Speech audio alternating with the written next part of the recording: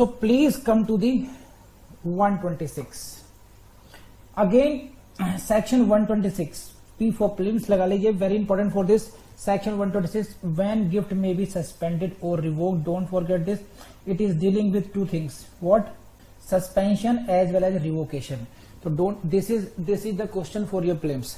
This is the question prelims for first question. यही आएगा. Which section deals with this suspension and revocation of the gift? ये पहला question है तो आपको सेक्शन याद रहना चाहिए. This is section 126. दूसरा क्वेश्चन क्या आ सकता है यहां से कि सेक्शन 126 लिख लीजिए, क्वेश्चन लिख लीजिए. Section 126 deals with what? Option A only suspension of gift, option B only revocation of gift, C both suspension and revocation. तो आंसर विल बी सी. तो it is dealing with two aspect, suspension and revocation. Don't forget this. 126 की heading से ही आपको दो questions आपको मिल जाएंगे इसमें. Now I take you to the direct language of section 126 and this is 126. Please see this. ये देखना भी है. The donor and donee may agree. बस इसी को समझ लीजिए. डोनर और डोनी दोनों सहमत हो सकते हैं. They can agree, they may agree. अब यहीं से आपको ये बात समझ में आ जाएगी कि what this is the case of mutual agreement, जिसे हम कह सकते हैं म्यूचुअल एग्रीमेंट. समझे? ध्यान रखना ये म्यूचुअल एग्रीमेंट. क्या देखिए क्या बढ़ाया मैंने आपको. They may agree, it means mutual agreement. What?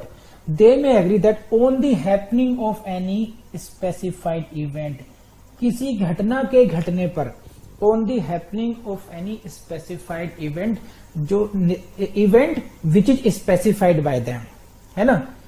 लेकिन क्या? Which does not depend on the will of the donor, जो कि डोनर की इच्छा पर निर्भर नहीं करता है.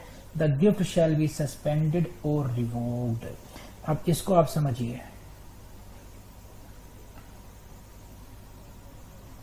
इसको यहां तक, इतना ही तक बात समझते हैं. So basically section 126 is saying that the gift may be suspended, the gift may be revoked, no problem in that. Means revocation and suspension both are possible, both are permitted by the Transfer of Property Act. Gift may be suspended as well, gift may be revoked. Revoke मतलब taking back the, वापस लेना अपने interest को. The interest यानी कि the property which was gifted is being taken back. Now gift is revoked. Suspension means it will not operate further. It will not operate. It will remain suspended. सही है. तो whether it is possible or not, it is possible. A gift may be suspended or it may be revoked as well. How it is possible? How it can be suspended? How it can be revoked? Then there is a mechanism for that. There is a process for that. And what is that? For that there must be an agreement between the donor and donee. Donor and donee दोनों के ही बीच में एक agreement होना चाहिए. क्या agreement होगा? कब होगा? ये किस बात पर निर्भर करता है? That is dependent upon certain happening of certain specified event, कि एक घटना के घटने पर, वैसा होने पर ये गिफ्ट जो है सस्पेंड हो जाएगी या इसको रिवोक कर दिया जाएगा. जैसे मान लीजिए एक गिफ्ट किया जाए कि भाई ये तुम अगर फर्स्ट डिवीजन से पास हो गए तो प्रॉपर्टी तुम्हें मिल जाएगी, नहीं होगी तो ये वापस आ जाएगी, मेरे पास आ जाएगी. तो अगर तुम पास होना नहीं होना डोनर की डिपेंडेंट नहीं रहा भी है ना. ये डोनी पर की कंडीशन पर आ गया कि वो कितने अच्छे मार्क्स से पास होता है. तो उदाहरण दिया मैंने आपको. तो स्पेसिफाइड इवेंट कुछ भी हो सकता है. उस स्पेसिफाइड इवेंट के होने पर ये गिफ्ट सस्पेंड मानी जाए या इस गिफ्ट को रिवोक कर दिया जाए. कंडीशन सिर्फ ये है कि जो इवेंट है, ये जो स्पेसिफाइड इवेंट है, ये डोनर की इच्छा पर डिपेंड नहीं करना चाहिए. It should not depend upon the will of the donor.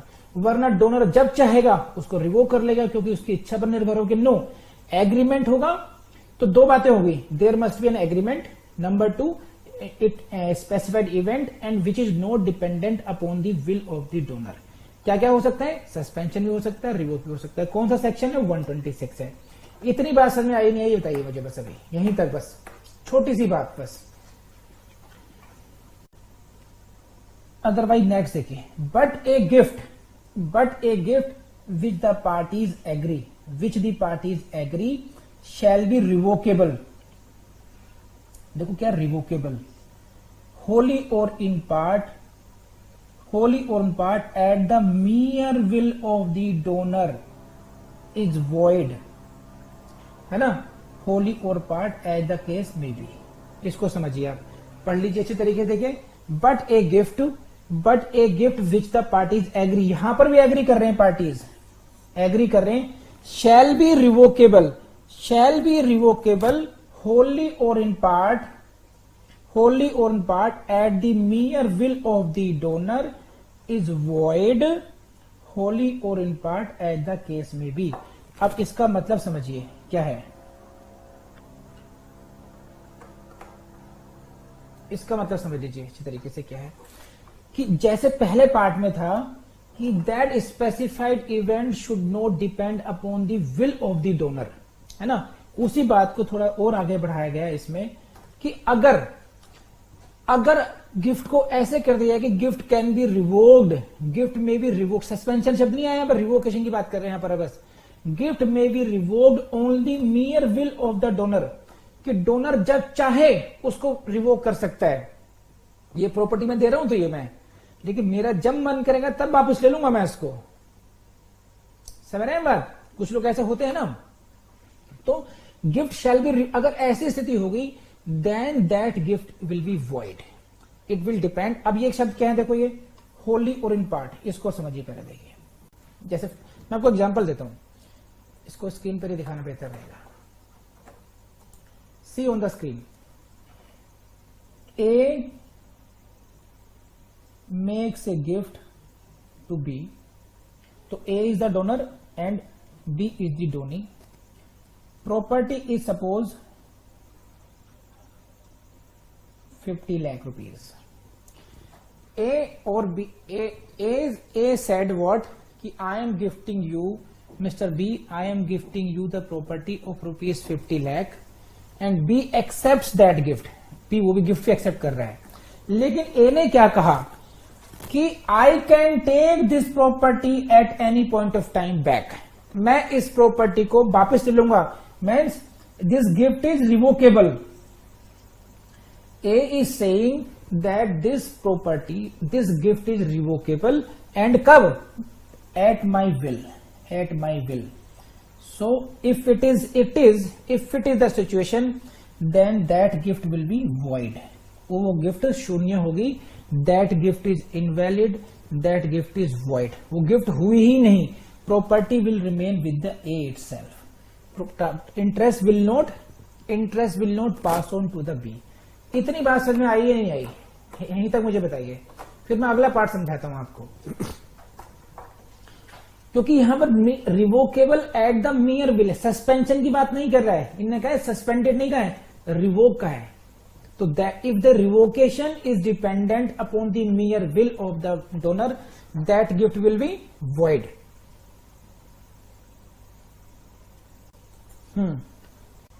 चलिए पहले यही समझाते हैं. रिवोकेशन का मुझे लगता है रिवोकेशन का मतलब समझते हैं. रिवोकेशन का मतलब होता है कि मैंने आपको प्रॉपर्टी दी और आपको उससे वापस दिया. जैसे मैंने एक एग्जांपल दिया, ए ने बी को 50 लाख रुपए दिए और उसको वापस ले रहा हूं मैं. इसे कहते हैं रिवोकेशन ऑफ प्रॉपर्टी. जो वापस दिया था उसी को वापस ले लिया, है ना.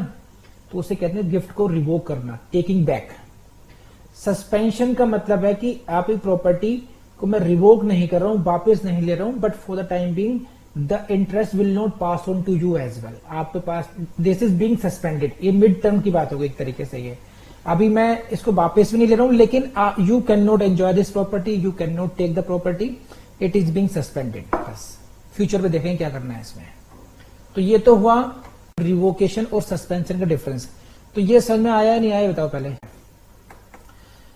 तो इस केस में 50 लाख रुपीस का उसने 50 लाख रुपीस गिफ्ट किए थे और उसने कहा कि मैं इस गिफ्ट को जब चाहे वापस ले सकता हूं, तो हम कहेंगे कि he is making, this gift is making, और दोनों एग्री भी कर गए, है ना, दोनों पार्टीज एग्री कर रही हैं कि ठीक है वापस ले लेना।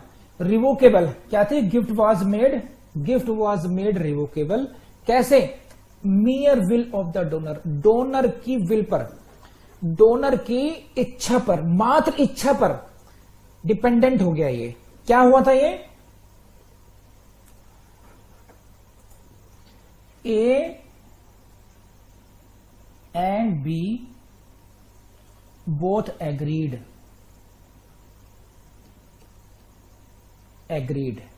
what agreed, that A will give to B 50 lakh as gift, ऐसे मान लीजिए, फाइन। तो यहां पर बी भी एग्री कर रहा है, and he can take back at mere will, अब जब उसकी इच्छा होगी वापस ले लेगा ये ए, बी को, इसमें भी कोई प्रॉब्लम नहीं है। समझ में आ रही है आपको? सो अब if this is the situation, in that case this gift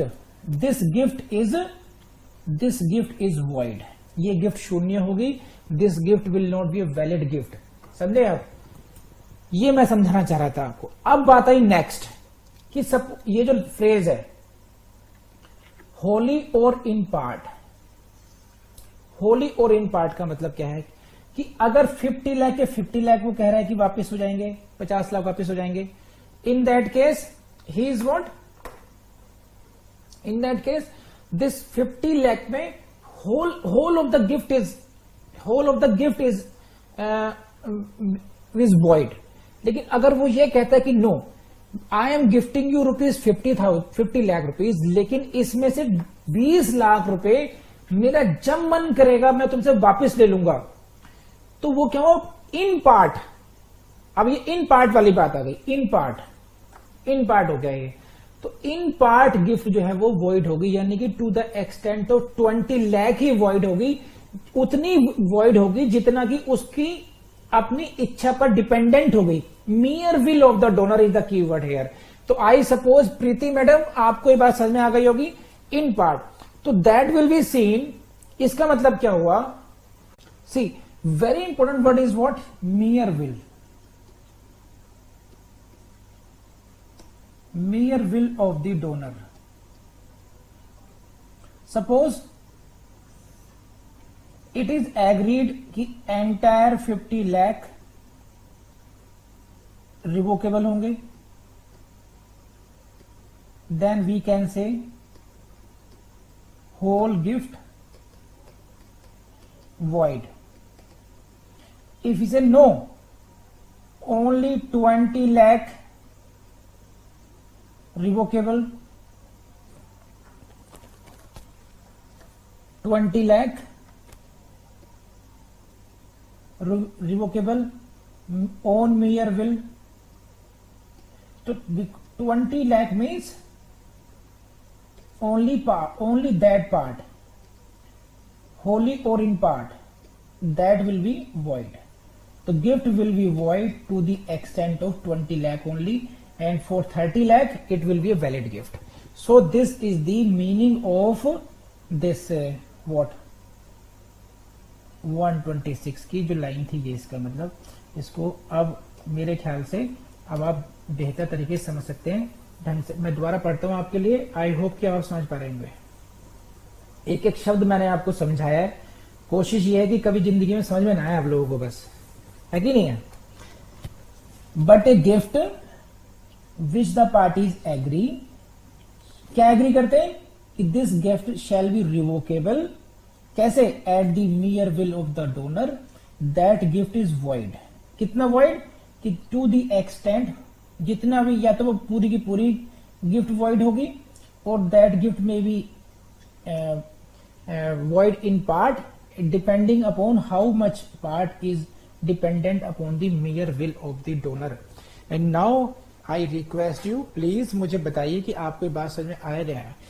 जितना हिस्सा वो कहेगा कि वापस ले लूंगा मैं अपनी इच्छा पर, उतना हिस्सा void होगा, बाकी नहीं होगा। See, there are certain transfers, देखिए there are certain transfers, it may be a sale, it may be exchange, it may be a gift, it may be mortgage. There are so many transfer properties and they have different procedure for effecting them, है ना. Somewhere it should be written, somewhere it must be registered, somewhere it may be oral transfer as well. So when a transfer is questioned in the court, जब उस transfer पर एक प्रश्न चिन्ह लग गया कोर्ट में जाकर के, डिस्प्यूट हो गया दोनों पार्टीज के बीच में, तो समटाइम्स इट्स ए क्वेश्चन कि वेदर ये गिफ्ट था भी या नहीं था. समझ रहे हैं आप, क्योंकि रजिस्ट्रेशन एक्ट पे अप्लाई हो जाएगा, फिर एविडेंस एक्ट पे अप्लाई हो जाएगा कि भाई इसको एविडेंस के रूप में एडमिट करें या नहीं करें. समझ रहे हैं बात. तो then sometimes a technical question arises whether this was a gift or it was a sale or it was some other transaction. Number 1, whether this was a valid gift or not gift. So in such circumstances we will have to apply all these sections. In that case we cannot see with the perspective कि who is in the benefit, donor का benefit है या Downey का benefit है. Donor वो gift नहीं करनी थी नहीं करता, वो अगर गिफ्ट करनी है तो फिर मियर विल का मतलब क्या रहा है ना. सेंटिमेंट से क्यों खेल रहे हो बेचारे के कि जब चाहे आप इसे ले लूंगा. अब मान लो तुम्हें अमनप्रीत ने 10 रुपए गिफ्ट किए और ये भी कह दे कि जब चाहे वापस ले लूंगा, तो तुम्हें कितना बुरा लगेगा. तो लॉ कहता है कि ऐसा नहीं होना चाहिए. It should not be dependent upon the mere will of the donor. Okay, if it is the case this gift is void, बात खत्म. इसमें क्या आएगा कि 10 रुपए लिए थे, 10 रुपए चले गए तुम पर, अब तुम वापस नहीं कर रही हो, तब क्या होगा सोचो जरा, इमेजिन करो इसमें जरा, है ना. क्योंकि वो गिफ्ट ही वॉइड थी, तो दैट ट्रांसफर वाज वॉइड. आपके पास आपको you will have to revert it. वो गिफ्ट ऐसा माना जाएगा कि ये गिफ्ट है ही नहीं और आप भी उसको रिवर्ट नहीं कर सकती हो. देखिए कैसे, मान लीजिए, सपोज कीजिए, कहां पर अप्लाई होगा. मेघा के पास एक चिट्ठी आई, लेटर आया बाय मैडम सोनिया गांधी. सही है.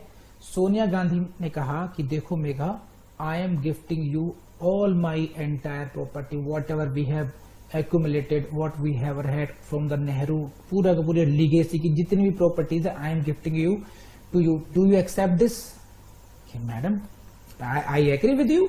I am willing to take all the property, no problem. मैंने तो पूरे चैप्टर पढ़ा है गिफ्ट का. You are gifting, I am accepting it, then and there accept कर रही हूं मैं. Very good. सोनिया गांधी ने कहा कि okay, deal done. So I am making a gift in favor of Megha, entire property. बात खत्म हो गई. अब क्या होगा कि मैं आपसे वापसी में कुछ ले ही नहीं रही. ये ट्रांजैक्शन क्यों हुआ? अब मेघा को क्या है, मेघा पे अगर वो इनकम टैक्स डिपार्टमेंट कहता है कि जी आपने प्रॉपर्टी कैसे आ गया आपके पास, आपके पास कहां से पैसा है, आपने इतने बंगलो खरीद लिए सब कुछ, तो मेघा कहेगी कि मुझे I did not give any consideration, मुझे तो मैडम ने गिफ्ट किया, आई एम टेकिंग इट. तो वहां बेनिफिट होता है कई बार, जहां जिसको प्रॉपर्टी ये दिखाना होता है कि देखो मेरे पास पैसा नहीं था लेकिन मेरे पास प्रॉपर्टी कैसे आई, मैंने खरीदी नहीं है. अगर मैं दिखाऊंगा कि मैंने खरीदी है तो मुझे अपना सोर्स ऑफ इनकम दिखाना पड़ेगा कि आपका लाखों करोड़ों की संपत्ति आपने खरीदी कैसे, वो पैसा कहां से आया. लेकिन अगर मैं प्रॉपर्टी ये दिखाऊंगी प्रॉपर्टी मुझे गिफ्ट में मिली है, तो मुझे वो सब करने की जरूरत नहीं है, मुझे केवल रजिस्ट्री अमाउंट देना पड़ेगा. बात रही अलग. लेकिन सोनिया गांधी मैडम ने कहा कि देखो मेघा, चलती उम्र है मेरी, बेटा मेरा लायक नालायक जैसा भी है ना, मैं तुम्हें प्रॉपर्टी दे रही हूं मेघा सारी. एक छोटी सी कंडीशन है मेरी, है ना, मेरा जब मन करेगा मैं ये तुमसे प्रॉपर्टी वापस ले सकती हूं. This gift is revocable, shell be revocable at my will, मियर will of mine, मियर will of the donor. अब मेघा ने कहा कि यार ये क्या मतलब हुआ, गिफ्ट दे भी दी और जब चाहे ले भी लेंगे ये, है ना. ठीक है madam, no problem, I agree to that. अब मेघा मैडम घर चली गई अपने. सही है. अब इनको प्रॉपर्टी नहीं मिल रही है. वो बेंगलो तो क्या, एक रूम की चाबी, गोडाउन, एक कुछ भी नहीं मिल रहा है इनको, है ना, एक छोटा कोना भी नहीं मिल रहा है इनको प्रॉपर्टी को. अब मैडम मेघा गुस्सा आ गया ये क्या, मैडम ने चिट्ठियां लिखी, मैडम मेरी प्रॉपर्टी गिफ्ट ये दिस दैट। तो मैडम गई, मेघा मैडम ने कहा कि बहुत हुआ सोनिया गांधी, देखा जाएगा। She approach the civil court कि there was a will, sorry there was a gift, she gifted the property, I agreed to that, I agreed to that means I have accepted that gift, ठीक है। और जनाब वो 123 में मैंने ये भी कर लिया था, रजिस्टर्ड भी हो गई थी ये, all formalities were completed. Now this property should be enforced, gift को एनफोर्स कराइए, मुझे प्रॉपर्टी के पैसे दिलाइए। अब मेघा मैडम अड़ गई, लेकिन मेघा मैडम बहुत बड़ी चूक कर गई इसमें। बड़े सयानेपन से, बड़े सयाने तरीके से सोनिया गांधी ने ये लाइन लिखवाई थी, it should be, it's mere will, revocable at mere will. उसका इफेक्ट क्या हुआ, ये गिफ्ट हो गई वॉइड। वॉइड मीन्स होता है as per contract act not enforceable. अब मेघा मैडम से कोर्ट ने कहा, मैडम मेघा, हमारे पास आपको देने के लिए केवल एक ही चीज है। कह रहे क्या सर? सहानुभूति। What? We have only some kind of pity. Madam को चाय पिलाओ भाई।